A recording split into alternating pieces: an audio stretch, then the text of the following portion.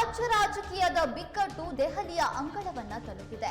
ಕರ್ನಾಟಕದ ಮುಖ್ಯಮಂತ್ರಿ ಸಿದ್ದರಾಮಯ್ಯ ಮತ್ತು ಉಪಮುಖ್ಯಮಂತ್ರಿ ಡಿಕೆ ಶಿವಕುಮಾರ್ ಅವರು ಇಂದು ದೆಹಲಿಯಲ್ಲಿ ಕಾಂಗ್ರೆಸ್ ಅಧ್ಯಕ್ಷ ಮಲ್ಲಿಕಾರ್ಜುನ ಖರ್ಗೆ ಹಾಗೂ ಲೋಕಸಭೆ ವಿರೋಧ ಪಕ್ಷದ ನಾಯಕ ರಾಹುಲ್ ಗಾಂಧಿ ಅವರನ್ನ ಭೇಟಿ ಮಾಡಿ ಮಾತುಕತೆಯನ್ನ ನಡೆಸಿದ್ದಾರೆ.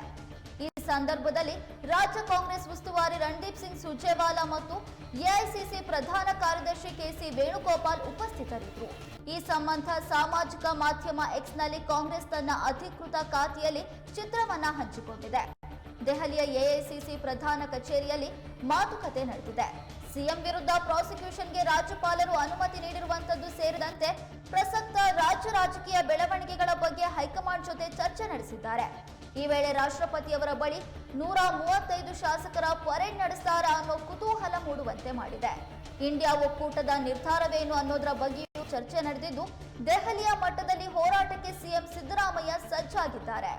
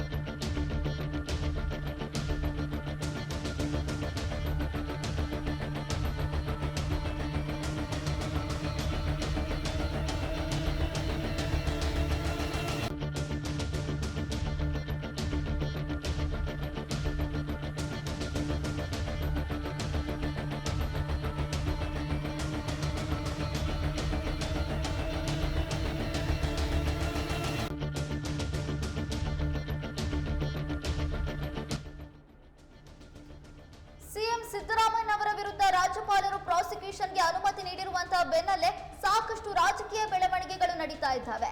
ಇದೀಗ ರಾಜ್ಯ ರಾಜಕೀಯದ ಬಿಕ್ಕಟ್ಟು ದೆಹಲಿಯ ಅಂಗಳವನ್ನ ತಲುಪಿದೆ. ಕಾಂಗ್ರೆಸ್ ಹೈಕಮಾಂಡ್ನತ್ತ ಸಿಎಂ ಸಿದ್ದರಾಮಯ್ಯ ಹಾಗೂ ಡಿಸಿಎಂ ಡಿಕೆ ಶಿವಕುಮಾರ್ ಭೇಟಿ ಕೊಟ್ಟು ಮಹತ್ವದ ಮೀಟಿಂಗ್ ಅನ್ನು ನಡೆಸಿದ್ದಾರೆ. ಈ ಸಂದರ್ಭದಲ್ಲಿ ಎಐಸಿಸಿ ಅಧ್ಯಕ್ಷರಾಗಿರುವಂತಹ ಮಲ್ಲಿಕಾರ್ಜುನ ಖರ್ಗೆ, ಲೋಕಸಭೆ ವಿರೋಧ ಪಕ್ಷದ ನಾಯಕ ರಾಹುಲ್ ಗಾಂಧಿ ಜೊತೆಗೆ ರಾಜ್ಯ ಕಾಂಗ್ರೆಸ್ ಉಸ್ತುವಾರಿ ರಣದೀಪ್ ಸಿಂಗ್ ಸುರ್ಜೇವಾಲಾ ಹಾಗೂ ಎಐಸಿಸಿ ಪ್ರಧಾನ ಕಾರ್ಯದರ್ಶಿ ಕೆಸಿ ವೇಣುಗೋಪಾಲ್ ಉಪಸ್ಥಿತರಿದ್ದರು. ಈ ಕುರಿತು ಸಾಮಾಜಿಕ ಮಾಧ್ಯಮ ಎಕ್ಸ್ನಲ್ಲಿ ಕಾಂಗ್ರೆಸ್ ಫೋಟೋವನ್ನ ಹಂಚಿಕೊಂಡಿದೆ. ದೆಹಲಿಯಲ್ಲಿ ಎಐಸಿಸಿ ಪ್ರಧಾನ ಕಚೇರಿಯಲ್ಲಿ ಮಾತುಕತೆಯನ್ನು ನಡೆಸಲಾಗಿದೆ. ಸಿಎಂ ವಿರುದ್ಧ ಪ್ರಾಸಿಕ್ಯೂಷನ್ಗೆ ರಾಜ್ಯಪಾಲರು ಅನುಮತಿ ನೀಡಿರುವುದು ಸೇರಿದಂತೆ ಸಾಕಷ್ಟು ವಿಚಾರಗಳ ಕುರಿತು ಅಲ್ಲಿ ಚರ್ಚೆ ನಡೆದಿದೆ ಎನ್ನಲಾಗಿದೆ. ಹಾಗಾಗಿ ಇದೀಗ ರಾಷ್ಟ್ರಪತಿಯವರ ಬಳಿ 135 ಶಾಸಕರ ಪರೇಡ್ ಅನ್ನ ಸಿಎಂ ಸಿದ್ದರಾಮಯ್ಯನವರು ನಡೆಸ್ತಾರಾ ಅನ್ನುವಂತಹ ಕುತೂಹಲ ಮೂಡಿದೆ.